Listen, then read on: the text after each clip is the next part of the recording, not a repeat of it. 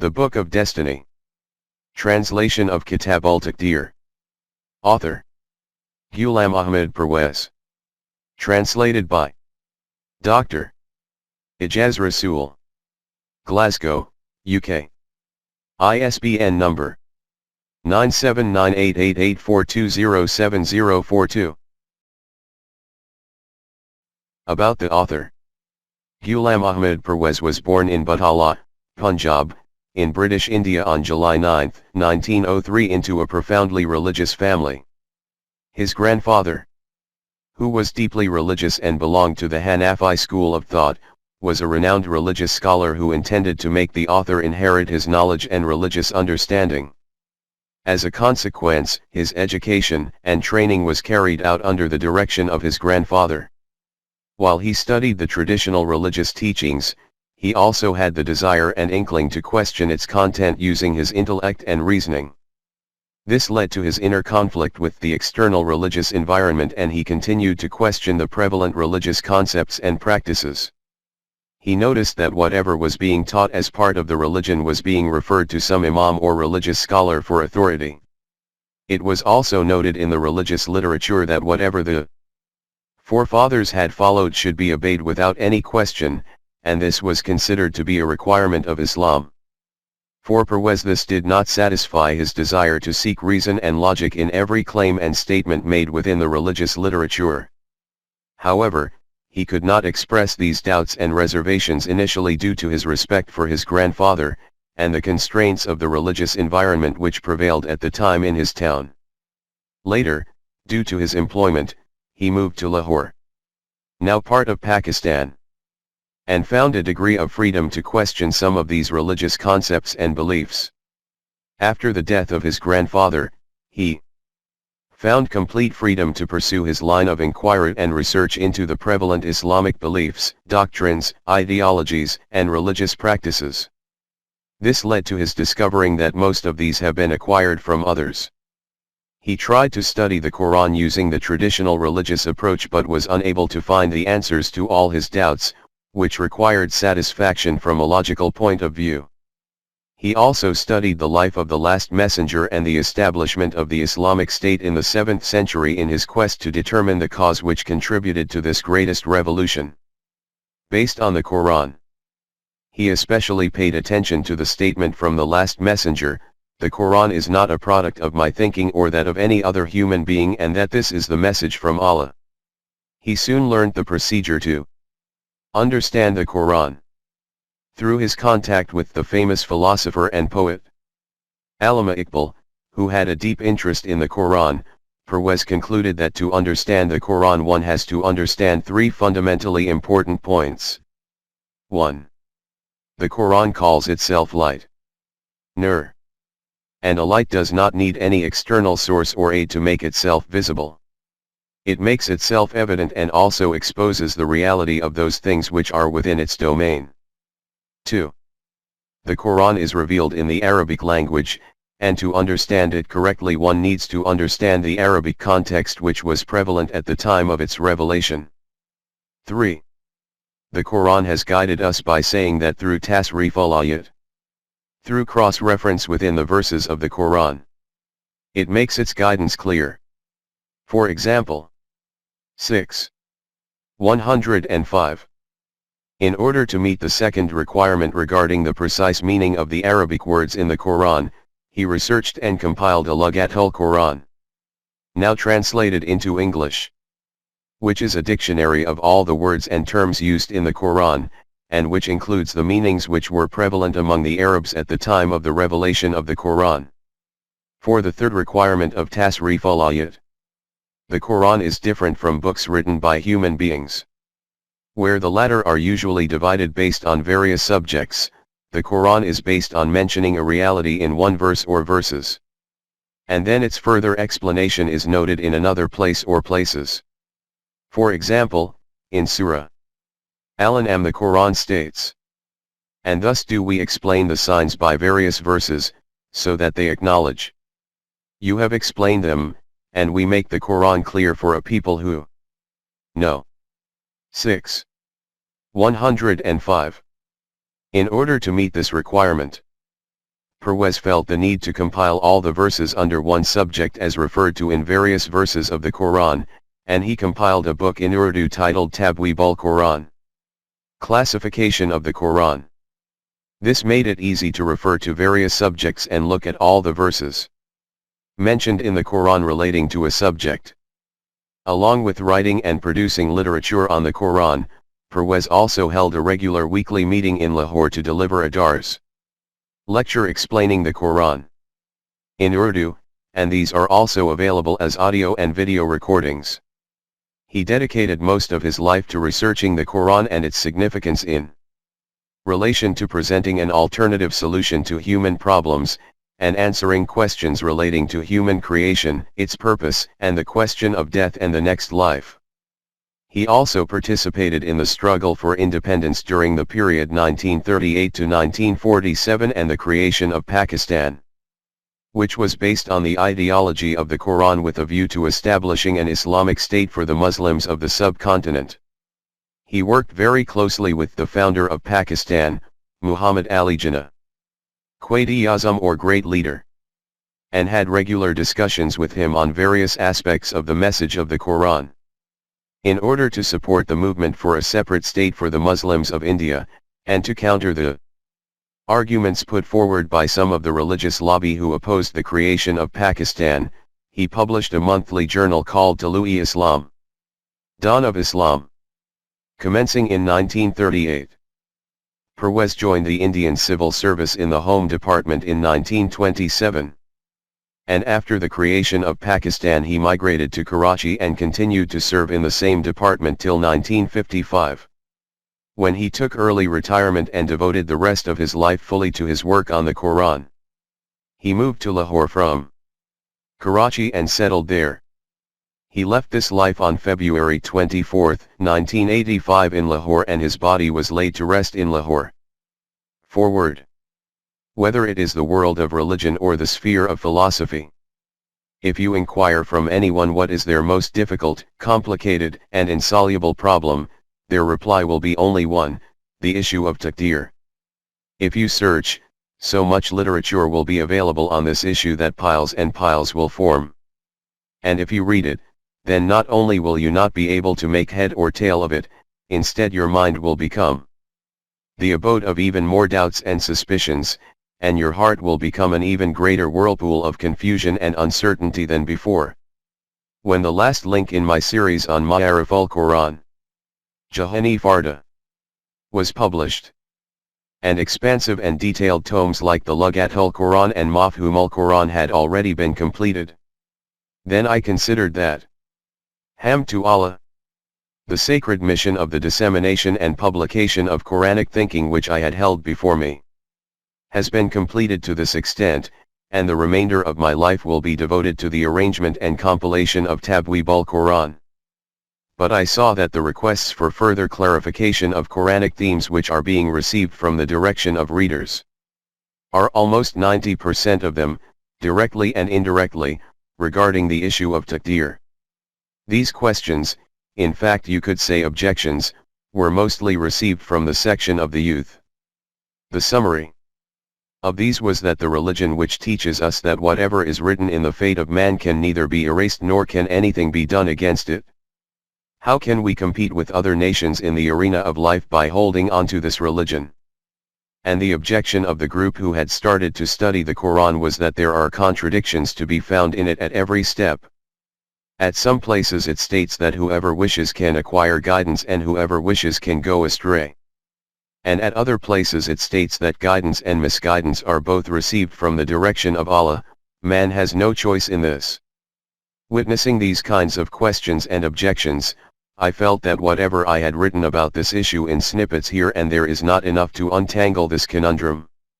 For this there is the requirement for a separate permanent manuscript in its own right.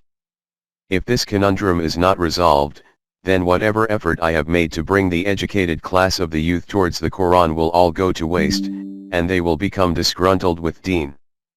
The motivation for the compilation of this book was the intensity of this realization, the outcome of which is before the readers. As with other important issues of life and realities about the universe, The Quran has also solved this extremely difficult issue with its extraordinary eloquence and comprehensiveness in such a clear way that, if it is comprehended correctly, then no further doubt remains in this regard. But for this there is the need for profound reflection and reasoning in the Quran, and in the process of Quranic comprehension, it is extremely important to keep the following aspects before us. 1. The style of general human writings is that a book is usually based on one subject and is divided into different chapters. Each one of these chapters expounds one aspect of the subject of the book and is complete in itself. After this there is the second chapter, then the third, until when we reach the final chapter, then the whole subject of the book appears before us in a mutually connected form. The style of the Quran is different from this. It is not a book consisting of a single topic, instead it is a compilation of the most important issues of life and the profoundest realities of the universe. It is obvious that when a concise book has to be the custodian of such numerous and varied problems and realities, then there can be no room for a detailed discourse on these matters. Hence, as far as guidance for human life is concerned, this has been expounded in it with great detail and clarity, but regarding the realities of the universe and facets of life, only references have been made to these, and it has been left to human knowledge and vision, intellect and reasoning, to arrive at their details. Furthermore, a full discussion about a matter is not carried out solely at one place. Its style is such that a point is noted at a fundamental level at one place, it is elaborated on at another place, an addition appears somewhere else, an exception is noted at some other place. The Quran terms this style of expression as tasrif al-ayat, cross-referencing of the verses. That is clarifying a matter by repeatedly presenting different verses before us. This is not the place to elaborate on how this particular style of expression was the best and most suitable for such a book, which was to be declared as a complete and immutable code of life for all times for the whole of mankind. At this point in time, the aim is only to explain that the technique for comprehension of the Quran is that whatever problem is before you, whatever the Quran has stated about it, and wherever, all of that should be in front of you at the same time. In this way, you will be able to understand this issue accurately in the light of the Quran. By reading the verses separately and individually, the aim and meanings of the Quran will not be comprehended precisely. I have tried to understand the Quran in this very manner, and after a lengthy period of dedicated effort, have compiled the Lughatul Quran and Mafhumul Quran in this same way.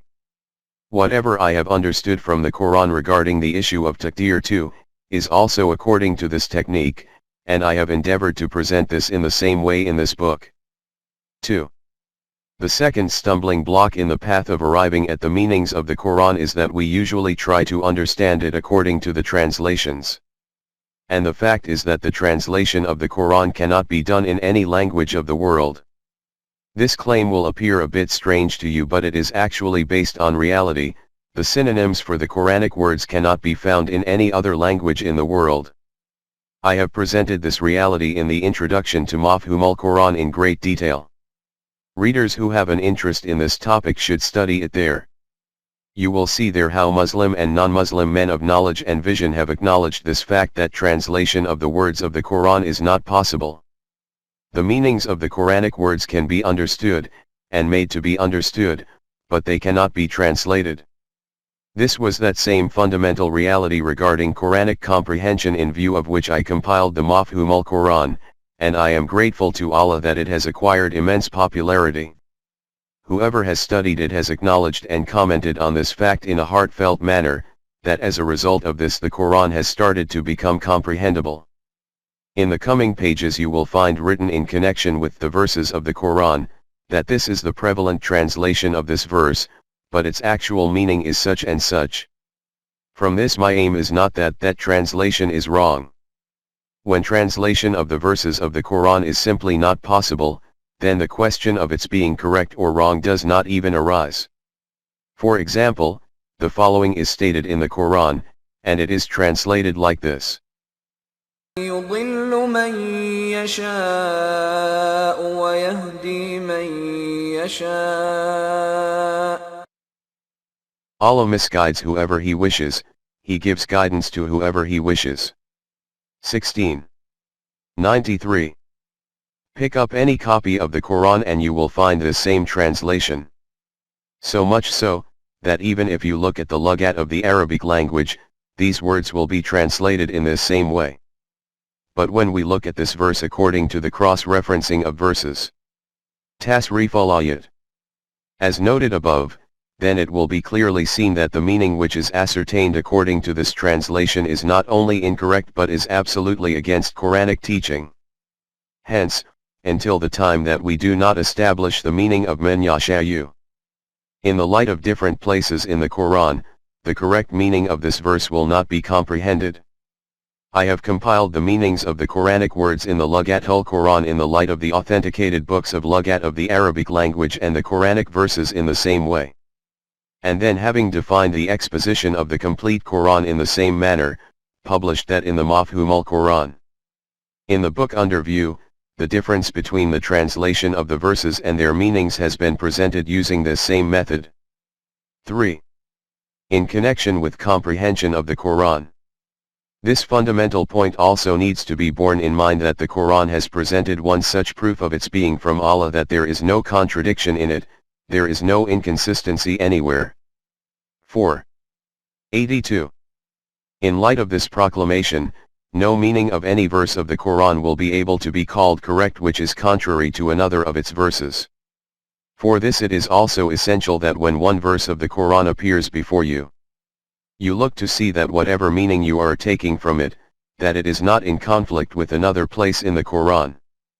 In defining the meanings of the verses of the Quran, I have also kept this reality before me, and thus explained that there is no contradiction in the Quran anywhere at any place.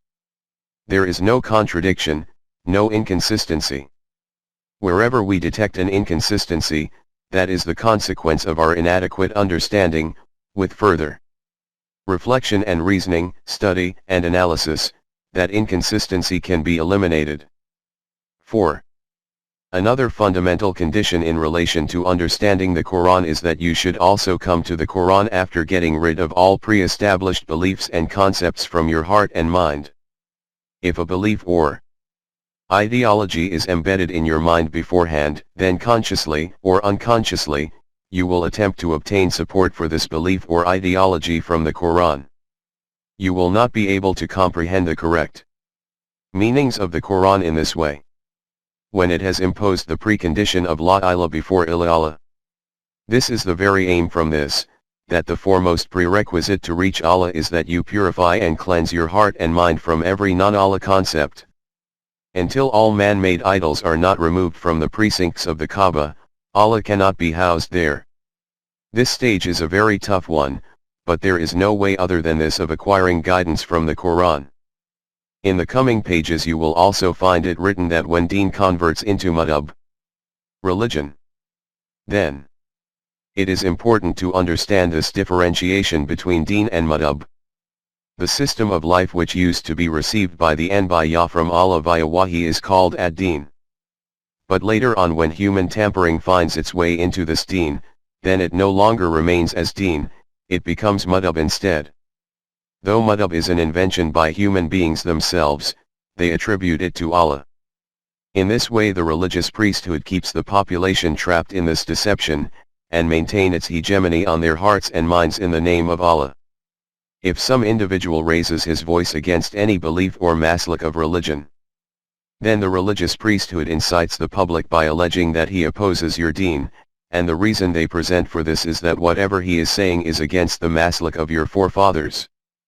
In this way, by imposing fatwas of kufr and al-had against him, they alienate the people against him so that no one lends an ear to his voice.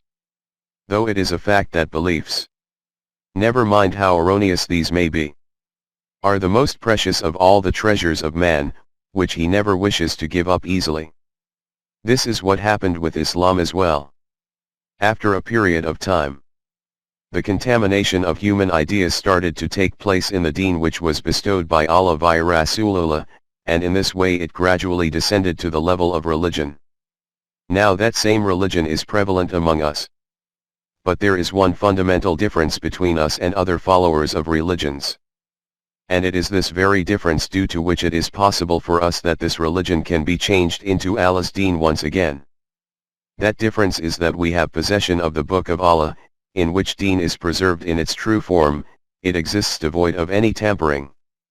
This characteristic is not available to any other religion in the world. At this point in time there is no other book under the skies sent down by Allah which is in its original form other than the Quran. Hence, if we wish to convert our prevalent religion into the deen of Allah once again, then for this the undertaking will be to evaluate our prevalent beliefs and masalak in the light of the Quran. Those that are in line with it should be retained, and by rejecting those that are against it, the correct Quranic concepts should be adopted in their place. The ultimate aim of my efforts is only this, that the deen bestowed by Allah is presented before the nation once again. This book is also one link in this process, and in my view a very important link. Because through the study of history, this reality becomes unveiled and stares us in the face that one fundamental cause among the causes for our destructions is the non-Quranic ideology of Taqdeer. This ideology, which ruins deen and intellect, has turned this immensely dynamic and vibrant nation into a heap of ashes. It is my request to the readers that whatever I have written, they make it the focus of their profound attention. Because the prevalent ideology of Taqdeer is continuing to prevail among us through successive generations for centuries, and has become an integral constituent of our Iman. In order to replace it with the Quranic concept, there is not only the need for profound reflection and reasoning, but also for patience and calmness, and immense steadfastness and determination. I have written this book for those readers who wish to understand the issue of Taqdeer from the Quran. That is why I have neither touched upon philosophical discourses in this, nor have argued about the opinions of various writers. I have tried to explain this extremely complex conundrum in a very straightforward and simple way in the light of the Quran. Furthermore, I have also attempted to make its written style as commonly comprehensible as possible.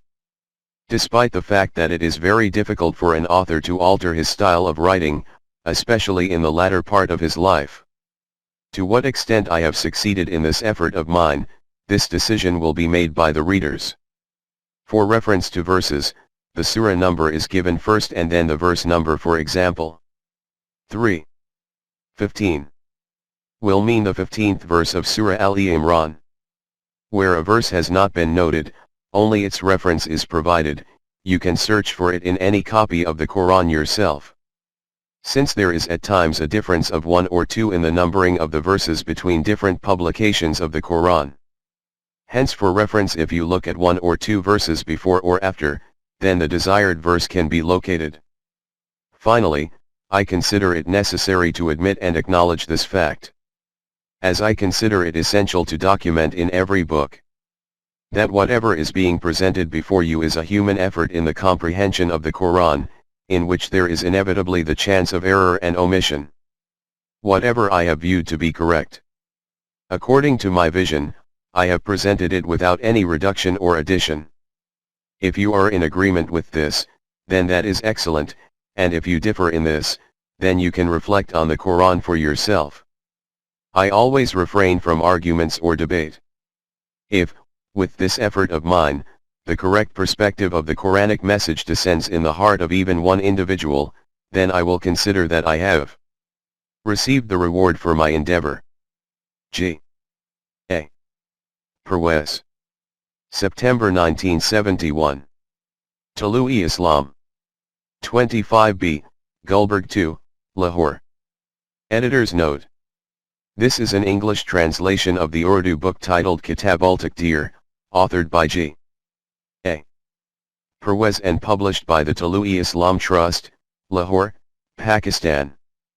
The literal translation of the title is the Book of Destiny. The book discusses some very important aspects of issues related to human choice and intent, and how Muslims have created problems and complications for themselves around this issue in the last few centuries, after they had clearly demonstrated the immense benefits which can be achieved from following the Quran's clear and direct instructions in this regard during the initial era. 7th century AD. of the Islamic system. I have added footnotes to explain some terms, and these are followed by ed. when they are from the translator. Footnotes without this suffix are from the author himself. The verses are quoted in the format 256. Meaning Surah 2, verse 256 of the Quran. The names of the relevant surahs are also noted wherever. The author has quoted these in the text, and these can be checked from any copy of the Quran. I have used the term Allah wherever the text refers to the Quran. As the concept of Allah noted in the Quran is very specific, and not the same as that of a God as referred to in various other religions or in general terms. The meanings of the verses are those which the author has explained using the Lughat al-Quran, which was compiled by him, and wherever a translation is done to compare it with the meanings of the verse, the author has clarified this himself. When the Quran linked the purpose of human creation to the law of requital.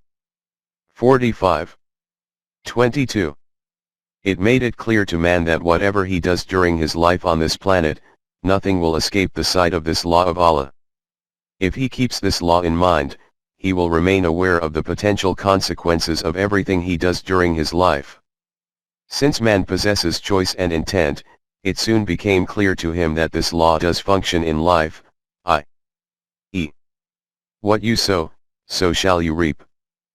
But despite this, many people disregard it because they fail to understand the significance of their own self, and instead follow their unbridled desires in blind pursuit of the immediate benefits of life.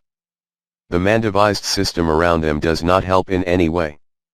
Rather, it motivates them to conform to its relative values, where success is defined in terms of the accumulation of every kind of material benefit by whatever means necessary before death overtakes them.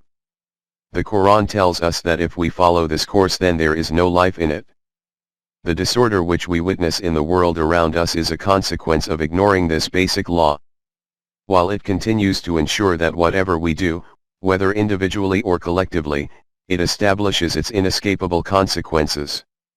Regarding this law, the Quran states, Allah created the heavens and the earth for just ends. Hacked. And in order that each self may find the recompense of what it has earned, and none of them be treated unjustly. 45:22. The Quran made the following facts clear at a fundamental level. 1. Every human being is deserving of respect and dignity. 17:70. By virtue of possessing choice and intent. 2. The universe owes its existence to the creation of man, as noted in the verse above. The creation of man is for a higher purpose of life, this world being the first stage of his existence, and after his physical death, he, his self, will move on to the next stage of evolution. The human self has the potential to survive physical death. 3. The Quran describes two concepts of life, one of which man will opt for in order to live in this world. One concept is that life ends with physical death. So if his view is that there is nothing within him which can extend beyond this earthly life, then his life will be focused around the material benefits of physical life, i.e., an animalistic existence. The second concept is that life at the level of the self continues beyond physical death, which implies that there is something within him which can survive it. 4.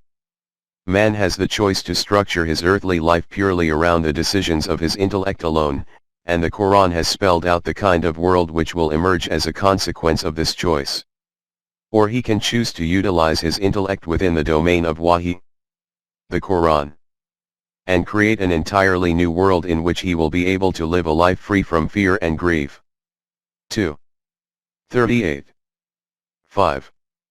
The attribute of choice and intent as part of the manifestation of the human self at a fundamental level meant that man must have maximum freedom and liberty to make decisions in his earthly life.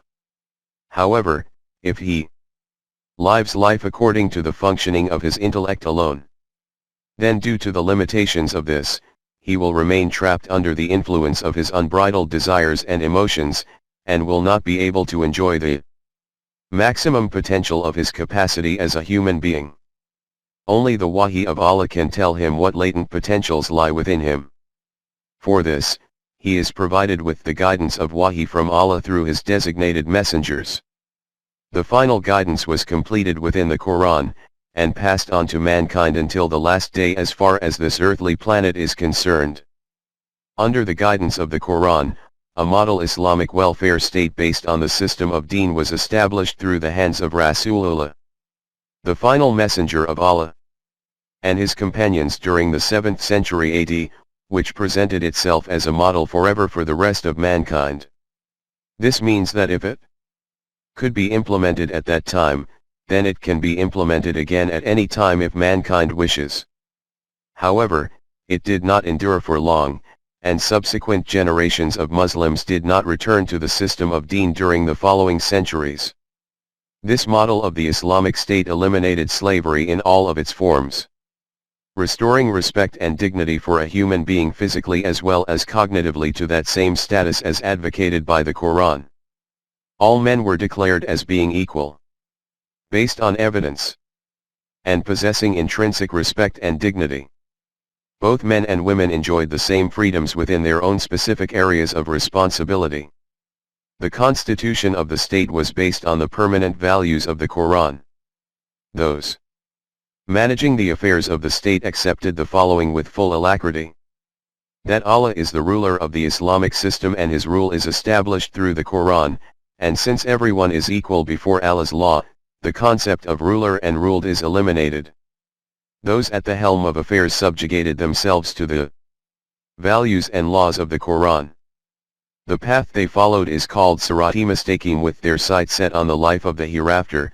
This acceptance is total without any compulsion, external or internal.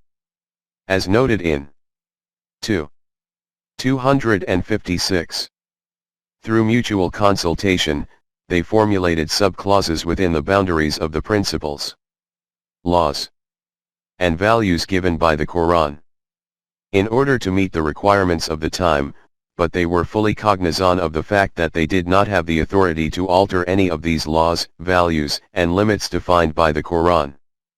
The human psyche became transformed as a result of following Wahi, and removed all false concepts of Allah. Man became free from all kinds of intellectual chains. However, those who subsequently usurped power, instead of living under the sovereignty of Allah, replaced it with their own rule. They reintroduced the enslavement of human beings, the elimination of which is one of the aims of the Quran. And humanity sank once again into a deep quagmire of darkness as Malukiyyat established an iron grip in those lands which were occupied by these Muslims.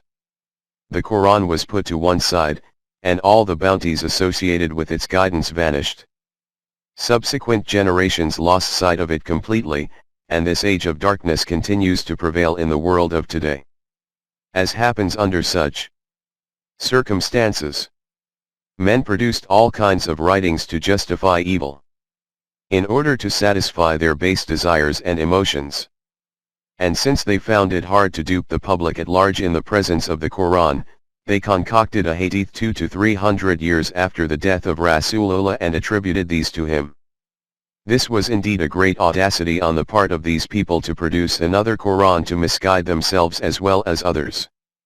This was precisely that against which the Quran had warned the Mu'mineen right at the outset. 25:30. With the passage of time, these ahadith became embedded within the prevalent belief system of the Muslims, and were generally accepted by most as being the sayings of Rasulullah, and given the false status of Wahi-e-Kayfi. While the Quran took a backseat and was relegated to being a book which was only to be read in order to gain some kind of abstract sawab through the blind recital of its words without any kind of true comprehension whatsoever. This resulted in the death of the Muslims as a whole, those who had once upon a time acquired a new life through following and implementing the pure guidance of the Quran. 8:24. Though this book deals specifically with the issues of taqdeer currently prevalent among the sectarian versions of Islam, it also contains a great deal of information in terms of Quranic concepts, permanent values, divine attributes and the laws applicable to the development of the human self. By explaining various important terms, Parwez helps us to understand those verses of the Quran about which ordinary translations have created those misconceptions which have led to the current problematic issue of Taqdeer. The readers can apply these to all manner of man-made systems which are cloaked under numerous guises throughout the world. Some of these are visible while others are more subtle and can be imposed, both externally or internally, by man upon man, and by groups of men upon the population at large. For example, economic slavery, in which people live in perpetual financial hardship, and which is created by the capitalist system of the world, and as a consequence of which most of humanity is never able to exercise their choice and intent even at the lowest level of their existence. The irony is that though there are major campaigns concerning issues such as global warming, little action is taken on remedying poverty and economic slavery. Other forms of slavery are self-imposed by man as a result of different belief systems, e.g., fatalism, kismat, superstitions, divisions of race, class, caste, rituals, religious beliefs, etc. This book deals comprehensively with those results of wrong translations and interpretations of various verses and terms in the Quran which have succeeded in stifling Muslim cognition for centuries. The issues are discussed by quoting examples from our daily life. This is a human world and Allah has given us complete freedom to mold it as we like. However, we cannot go outside of His laws, and whatever we do has consequences. It also means that whatever responsibilities Allah has taken upon Himself in relation to the development of the human self and meeting the physical needs of humanity, those are to be carried out through human hands. Whatever takes place in the world, good or bad, there is a human hand behind it, and whatever solution appears anywhere on the planet, there is human effort behind it. The books of G.A. Parwez throw light on various aspects of the Quranic system of deen, and the importance of the role of a human being in helping to establish the system according to the demands of the time. Man can develop his understanding and recognize his role as a junior companion partaking in Allah's creation in the universe in order to achieve true freedom. Man takes over that part of his creation where Allah has given him free rein, so that he can change the face of the earth physically as well as intellectually, and can achieve those great enhancements in consciousness which he could not otherwise have achieved without the light of Wahi. Even without the light of the Quran, man is still aware of his freedom to choose, particularly those who are not constrained by slavery as imposed through religious beliefs. However, they assume that man's life ends with the death of his physical body, that there is no possibility of another life in the hereafter. Those who become aware of the possibility of creating a new self for themselves through the acceptance of Iman open themselves up to the realm of a new inner reality. The Quran states, or, the state of those who manifest kafir is like the depths of darkness in a vast deep ocean, overwhelmed with billow topped by dark clouds. Depths of darkness, one above another. 24. 40. The literature, including a hadith, which has been written by those who were a product of the system of Malukiyat, and who did not comprehend the significance of the Quran as a complete book of guidance, is a brew of whatever their own intellect housed as a belief system in their own era, and conformed to whatever was prevalent at that time. Even today, if we look at the literature around the world, we will mostly see a reflection of the environment in which those writers were brought up. In his book, The Human Self and Iblis, Parwez has written about the thought process of Rasool, who, despite being born in a restrictive environment, questioned the issues facing mankind. Just ponder that in this environment, from the ignorant and savage land of Arabia, a human being stands up. As has been noted previously, he should have been the same as the people around him. And even if his intellectual level is assumed to be higher than the people around him, then at the very most he could have been declared to be a wise man of that civilized world. And what the condition was of the civilized world of that era has been discussed above. But that individual rises and raises the flag of rebellion against every single one of those aspects of that structure of life which was declared as being precisely in accordance with nature by the civilization and culture and knowledge and wisdom of that era. He becomes introduced as the claimant of such a revolution in which the very foundations of this structure of lies are uprooted and cast aside. He declares Malukiyat to be the worst curse of Allah. Superstition is stated to be contrary to human dignity, and he proclaims priesthood to be a saintly veil of self-deception. The division of caste and creed is counted as among the tyranny of pharaonic powers. According to him, the capitalist system is such a leprosy which has filled the body of humanity with fatal germs. His soul shivers at the thought of slavery. His proclamation about nationalism is that man acquires the form of bloodthirsty beasts as a consequence of this. He rises up, and calling on the whole world, proclaims that no human being has the right to rule over another human being. He states that the connection of man with Allah is direct. For this, there is no need for any intermediate medium of priesthood. He announces that the criterion for human eminence and dignity and status and righteousness is his character and deeds, the foundation of which is on Iman. No man has priority and superiority over another human being by virtue of birth. He states that capitalism is nothing more than that a few men, by acquiring power, have usurped the rights of weak and helpless human beings. Hence, the demand of justice and accountability is that these usurped rights are snatched back from the hands of these usurpers and returned to the rightful claimants. He declares accumulation and hoarding to be a severe crime in the economic system, and announces that the circulation of wealth should not be in such a way that it remains circulating within one particular group. He states that man, as simply being a human being, is in itself a reason for respect for him. Hence, even the very notion of slavery among human beings cannot arise.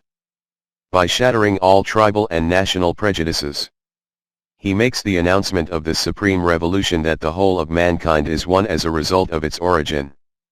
Therefore all people on the face of the earth are members of one universal brotherhood and are branches of one high and mighty tree. The creation of differentiation and differences in them through the unnatural barriers of race, color, language, and nationhood, is the breaking into pieces of the body of humanity.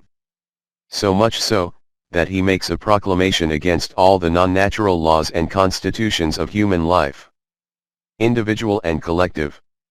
And not only does he make a proclamation, but also by generating a revolution, demonstrates what is the true significance of human life.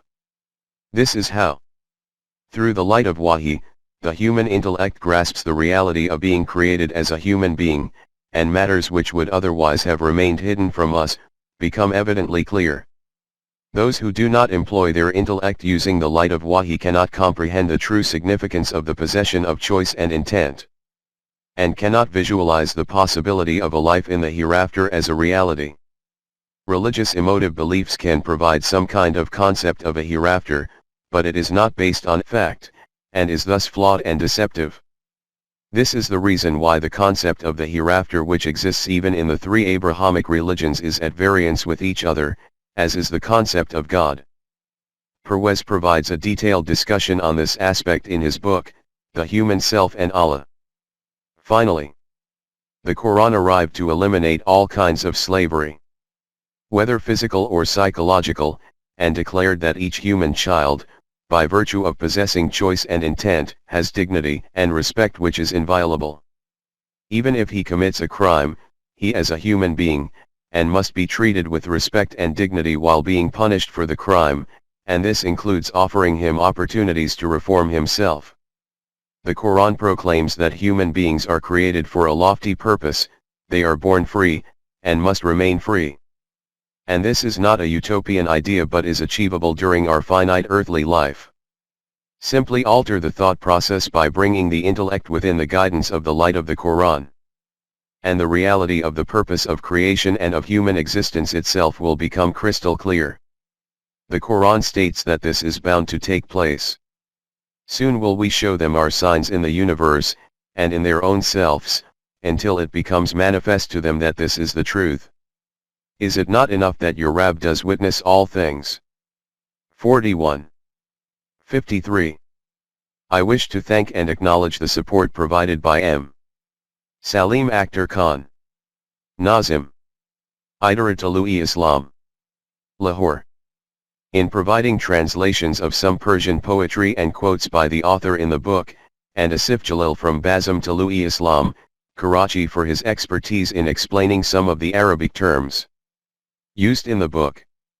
I also take this opportunity to thank Hussain Kais Rani of Tulu-Islam Trust, Lahore for permitting the translation of the book and its subsequent publication on Amazon.